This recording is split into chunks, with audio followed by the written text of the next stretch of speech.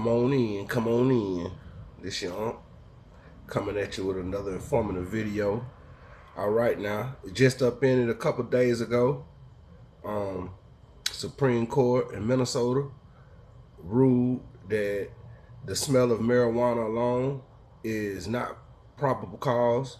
It does not give probable cause to law enforcement to just search your vehicle, and that's the smell of marijuana alone.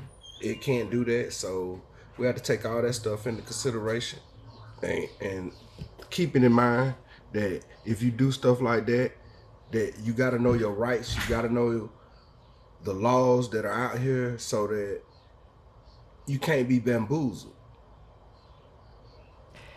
For years, police have used the smell of marijuana as probable cause to search someone's car during traffic stops. It was a tactic that has helped police find drugs and seize illegal guns, but it also led to some questionable searches.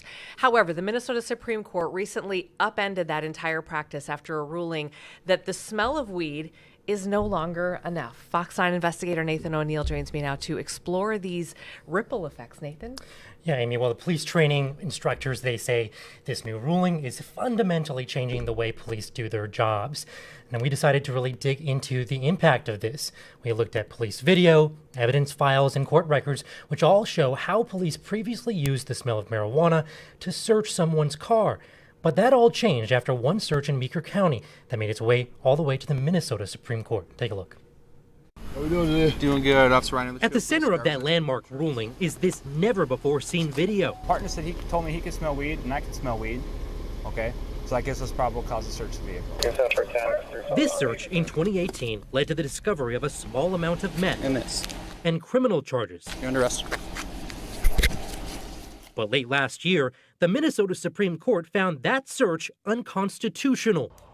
It's not that your law enforcement want to be a-holes all the time. I find that a lot of the times they don't even know the law.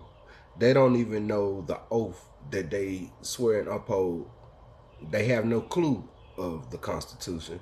And then you have a lot of times where the superiors tell them, don't worry about the Constitution. You know, that's what the city attorney deals with. And the city attorneys, they don't care. They don't care at all. They're going to push the paperwork forward through the court. But you got to remember, your rights are to be used or lose.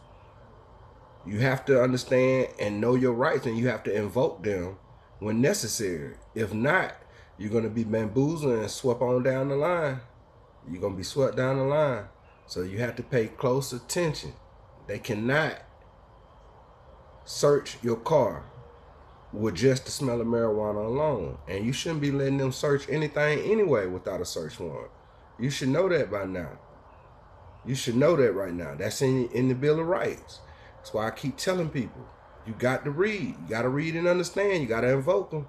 This is, hey, in a perfect world, you wouldn't have to do none of this type of stuff. But we're not in a perfect world. You see and know this. We're not in a perfect world. So invoke your rights, learn the Bill of Rights, Constitution, and until next time.